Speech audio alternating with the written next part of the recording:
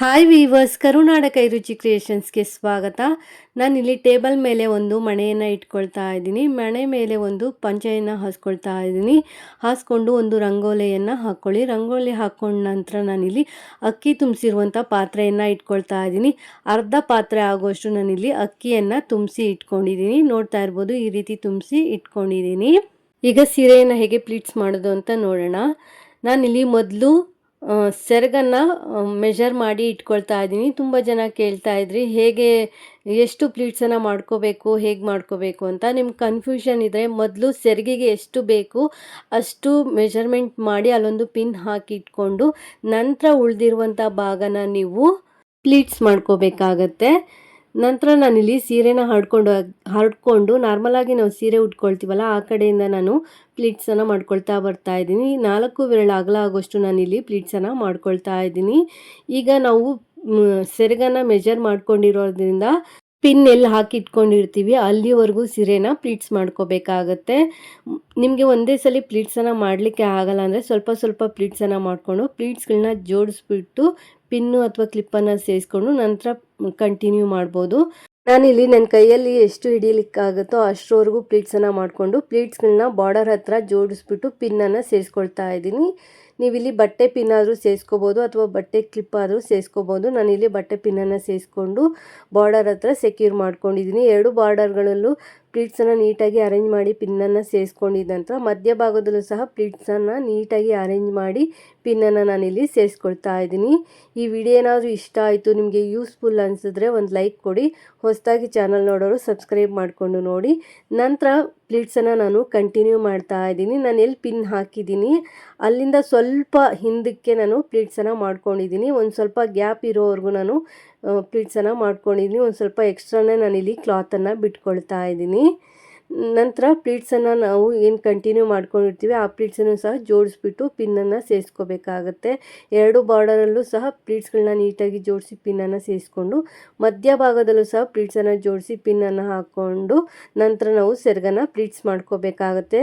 ನೀವು ಸೆರಗು ಯಾವ ರೀತಿ ಹಾಕ್ತೀರಾ ಅನ್ನೋದ್ರ ಮೇಲೆ ಪ್ಲೀಟ್ಸನ್ನು ಮಾಡ್ಕೋಬೇಕಾಗತ್ತೆ.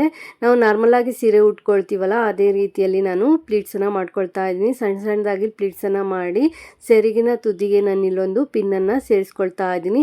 ನಂತರ ಸ್ವಲ್ಪ ಸ್ವಲ್ಪ ದೂರಕ್ಕೆ ಪ್ಲೀಟ್ಸ್ಗಳನ್ನ ನೀಟಾಗಿ ಅರೇಂಜ್ ಮಾಡಿಕೊಂಡು ಅಲ್ಲಿನೂ ಸಹ ಪಿನ್ನನ್ನು ಸೇರಿಸ್ಕೊಳ್ತಾ ಇದ್ದೀನಿ. ನಾನು ಏನು ಮೆಜರ್ ಮಾಡಿ ಇಟ್ಕೊಂಡಿದ್ದೆ ಪಿನ್ ಹಾಕಿ ಸೆರಗಿಗೆ ಅಂತ ಅಲ್ಲಿವರೆಗೂ ನಾನಿಲ್ಲಿ ಪ್ಲೀಟ್ಸನ್ನು ಮಾಡಿ ಪಿನ್ನನ್ನು ಸೇರಿಸ್ಕೊಂಡಿದ್ದೀನಿ. ಈಗ ಸೆರಗನ್ನ ಪ್ಲೀಟ್ಸ್ ಮಾಡ್ಕೊಂಡಿದ್ದಾಗಿದೆ. ಈಗ ಸೀರೆ ಪ್ಲೀಟ್ಸ್ ಮಾಡ್ಕೊಂಡಿದ್ದಾಗಿದೆ. ಈಗ ದೇವಿಗೆ ಹೇಗೆ ಸೀರೆ ಉಡಿಸೋದು ಅಂತ ನೋಡೋಣ. ಈ ರೀತಿ ಪ್ಲೀಟ್ಸ್ ಮಾಡಿ ಇಟ್ಕೊಂಡ್ರೆ ಹಬ್ಬದ ದಿನ ದೇವಿಗೆ ಸೀರೆ ಉಡಿಸೋದು ಈಸಿ ಅಂತಲೇ ಹೇಳ್ಬೋದು. ನಂತರ ನಾನಿಲ್ಲಿ ಕಳಶದ ಬಿಂದಿಗೆಗೆ ಒಂದು ಕಡ್ಡಿಯನ್ನು ಕಟ್ಟಿ ಇಟ್ಕೊಂಡಿದ್ದೀನಿ. ನಂತರ ಅದನ್ನು ಬ್ಲೌಸ್ ಪೀಸಿಂದ ಕವರ್ ಮಾಡ್ಕೊಳ್ತಾ ಇದ್ದೀನಿ. ಇಲ್ಲಿ 1 ಮೀಟ್ರ್ ಆಗೋಷ್ಟು ಬ್ಲೌಸ್ ಪೀಸನ್ನು ತೊಗೊಂಡಿದ್ದೀನಿ.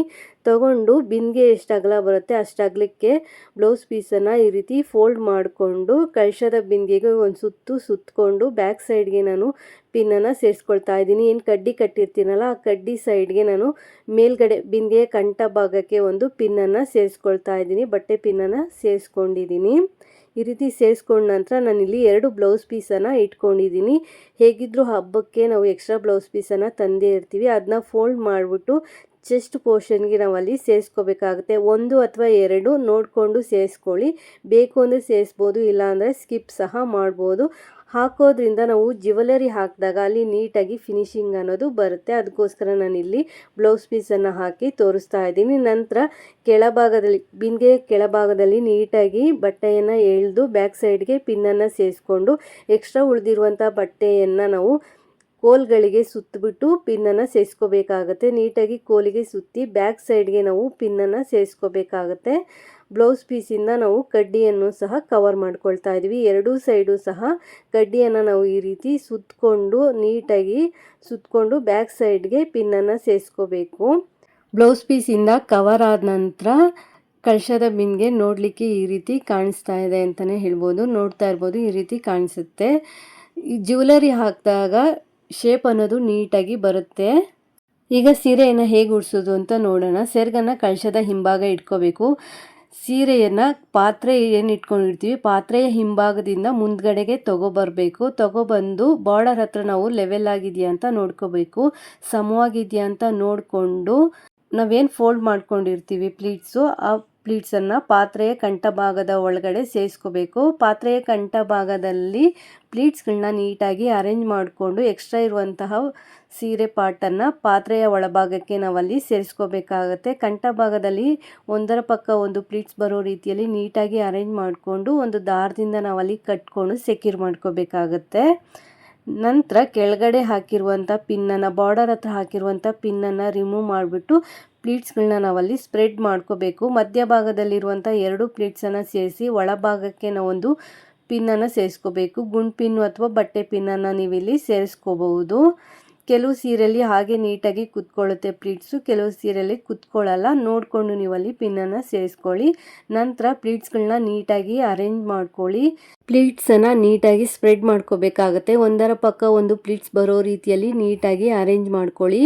ನಾವೇನು ಮಣೆ ಇಟ್ಟಿರ್ತೀವಿ ಆ ಮಣೆ ಸುತ್ತ ಬರಬೇಕು ಪ್ಲೀಟ್ಸ್ ಅನ್ನೋದು, ಪಕ್ಕಕ್ಕೆ ಪ್ಲೀಟ್ಸ್ಗಳು ಅನ್ನೋದು ಬರಬೇಕು. ಹಾಗೆ ಪಾತ್ರೆಯ ಕಂಠ ಭಾಗದಲ್ಲಿ ಬೇಕು ಅಂದರೆ ಪ್ಲೀಟ್ಸ್ಗಳನ್ನ ನೀಟಾಗಿ ಜರುಗಿಸ್ಕೊಂಡು ಒಂದೇ ಲೆವೆಲ್ಗೆ ಪ್ಲೀಟ್ಸ್ಗಳು ಬರೋ ರೀತಿಯಲ್ಲಿ ನೀಟಾಗಿ ಅರೇಂಜ್ ಮಾಡ್ಕೊಳ್ಳಿ. ಎಷ್ಟು ನೀಟಾಗಿ ಅರೇಂಜ್ ಮಾಡ್ಕೊಳ್ತೀರಾ ಅಷ್ಟು ಚೆನ್ನಾಗಿ ಕಾಣಿಸುತ್ತೆ.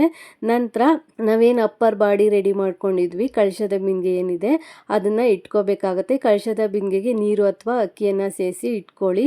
ನಂತರ ಸೆರಗನ್ನು ಕಳಶದ ಹಿಂಭಾಗದಿಂದ ತೊಗೊಬರಬೇಕು. ಹಿಂಭಾಗದಿಂದ ಮುಂದ್ಗಡೆಗೆ ತೊಗೊಬಂದು ಕಡ್ಡಿಯ ಮೇಲ್ಗಡೆ ಪ್ಲೀಟ್ಸ್ಗಳನ್ನ ಸ್ವಲ್ಪ ಸ್ಪ್ರೆಡ್ ಮಾಡಿ ಒಂದು ಪಿನ್ನನ್ನು ಸೇರಿಸ್ಕೊಂಡಿದ್ದೀನಿ. ನಂತರ ನಾನಿಲ್ಲಿ ವಿ ಶೇಪು ಅಥವಾ ನಾವು ದುಪ್ಪಟ್ಟಲ್ಲಿ ಹಾಕ್ತೀವಲ್ಲ ಆ ರೀತಿಯಲ್ಲಿ ಸೆರಗನ್ನು ಹಾಕ್ಕೊಂಡಿದ್ದೀನಿ. ಸೆರಗಿನ ಕಲರ್ ಏನು ಬರುತ್ತೆ ಅದನ್ನ ಮಾತ್ರ ಫ್ರಂಟ್ ಭಾಗಕ್ಕೆ ಹೈಲೈಟೆಡ್ ಆಗಿ ಮಾಡಿಕೊಂಡು ನಾನಿಲ್ಲಿ ಸೆರಗನ್ನು ಹಾಕ್ಕೊಂಡಿದ್ದೀನಿ. ನಾನಲ್ಲಿ ಭುಜದ ಮೇಲೆ ಅಲ್ಲಿ ಒಂದು ಸ್ವಲ್ಪ ಸರಿ ಮಾಡ್ಕೊಡ್ತಾ ಇದ್ದೀನಿ. ಅಲ್ಲಿ ನೀಟಾಗಿ ಸೆರಗು ಕಲರ್ ಏನು ಬರ್ತಾ ಇದೆ ಅದು ಮಾತ್ರ ಫ್ರಂಟ್ಗೆ ತೊಗೊಂಡಿದ್ದೀನಿ. ವಿ ಶೇಪಲ್ಲಿ ಹಾಕ್ಕೊಂಡಿದ್ದೀನಿ. ಮುಂದ್ಗಡೆ ಆ ಕಡೆಯಿಂದ ಒಂದು ಪ್ಲೀಟ್ಸ್ ಈ ಕಡೆಯಿಂದ ಒಂದು ಪ್ಲೀಟ್ಸನ್ನು ತೊಗೊಂಡು ಗುಂಡು ಪಿನ್ನಿಂದ ನೀವಲ್ಲಿ ಸೆಕ್ಯೂರ್ ಮಾಡ್ಕೊಳ್ಳಿ. ನಾವಲ್ಲಿ ಬ್ಲೌಸ್ ಪೀಸ್ ಹಾಕಿರೋದ್ರಿಂದ ಗುಂಡು ಪಿನ್ನಿಂದ ಸೆಕ್ಯೂರ್ ಮಾಡ್ಕೊಳ್ಳಿಕ್ಕೆ ಈಸಿ ಆಗುತ್ತೆ ಅಂತಲೇ ಹೇಳ್ಬೋದು. ನಂತರ ತುದಿ ಏನು ಬರುತ್ತೆ, ವಿ ಶೇಪ್ ತುದಿ ಏನು ಬರುತ್ತೆ ಅಲ್ಲೂ ಒಂದು ಪಿನ್ನನ್ನು ಸೇರಿಸ್ಕೊಳ್ಳಿ. ಪಿನ್ನು ಅಥವಾ ಗುಂಡು ಪಿನ್ನನ್ನು ಸೇರಿಸ್ಕೊಂಡು ದಾರದಿಂದ ಸೊಂಟಕ್ಕೆ ಒಂದು ಶೇಪು ಬರೋ ರೀತಿಯಲ್ಲಿ ಒಂದು ದಾರನ ಕಟ್ಕೊಳ್ಳಿ. ಕೆಳಗಡೆ ಪಾತ್ರೆ ಕಂಠ ಭಾಗ ಏನು ಬರುತ್ತೆ ಅದಕ್ಕೆ ನಾವು ದಾರನ ಕಟ್ಕೊಂಡು ದಾರದ ಮೇಲೆ ಡಾಬು ಅಥವಾ ಒಂದು ಲೇಸನ್ನು ಸೇರಿಸ್ಬಿಟ್ಟು ಅಲ್ಲಿ ಒಂದು ರೀತಿ ಚೆನ್ನಾಗಿ ಕಾಣಿಸುವಂತೆ ಮಾಡ್ಕೊಳ್ಳಿ. ನಂತರ ದೇವರಿಗೆ ಅಂತ ಇಟ್ಕೊಂಡಿರುವಂಥ ಒಡವೆಗಳಿಂದ ದೇವಿಯನ್ನು ಅಲಂಕರಿಸಿ. ಕಳಶದ ಬಿಂದಿಗೆಗೆ ನಿಮ್ಮ ಪದ್ಧತಿಯ ಪ್ರಕಾರ ನೀರು ಅಥವಾ ಅಕ್ಕಿಯನ್ನು ಸೇರಿಸ್ಬೋದು. ಮತ್ತೇನೆಲ್ಲ ಸೇರಿಸ್ತೀರ ಎಲ್ಲವನ್ನು ಸೇರಿಸಿ ಮಾವಿನೆಲೆ ವೀಳ್ಯದೆಲೆಯನ್ನು ಇಟ್ಟು ತೆಂಗಿನಕಾಯಿ ಇಟ್ಟು ದೇವಿಗೆ ಮುಖಪದ್ಮವನ್ನು ಹಾಕಿ ಹೂಗಳಿಂದ ದೇವಿಯನ್ನು ಅಲಂಕರಿಸಿ ಭಕ್ತಿ ಶ್ರದ್ಧೆ ನಿಷ್ಠೆಯಿಂದ ದೇವಿಯನ್ನು ಆರಾಧಿಸಿ. ನಮ್ಮ ವ್ಯೂವರ್ಸ್ ಒಬ್ಬರು ಕೇಳಿದ್ರು ವಿತೌಟ್ ಲೆಗ್ಸ್ ಮತ್ತು ಹ್ಯಾಂಡ್ಸ್ ಇರುವಂಥ ಒಂದು ಅಲಂಕಾರನ ತೋರಿಸಿ ಅಂತ, ಅವ್ರಿಗೋಸ್ಕರ ಈ ವಿಡಿಯೋನ ಮಾಡಿದ್ದೀನಿ. ಈ ಅಲಂಕಾರದ ವಿಡಿಯೋ ಇಷ್ಟ ಆಯಿತು ಅಂದರೆ ಒಂದು ಲೈಕ್ ಕೊಡಿ. ಹೊಸದಾಗಿ ಯಾರೆಲ್ಲ ಚಾನಲ್ ನೋಡ್ತಾ ಇದ್ದೀರಾ ಚಾನಲ್ನ ಸಬ್ಸ್ಕ್ರೈಬ್ ಮಾಡ್ಕೊಂಡು ನೋಡಿ. Thanks for watching this video. Take care, have A nice day.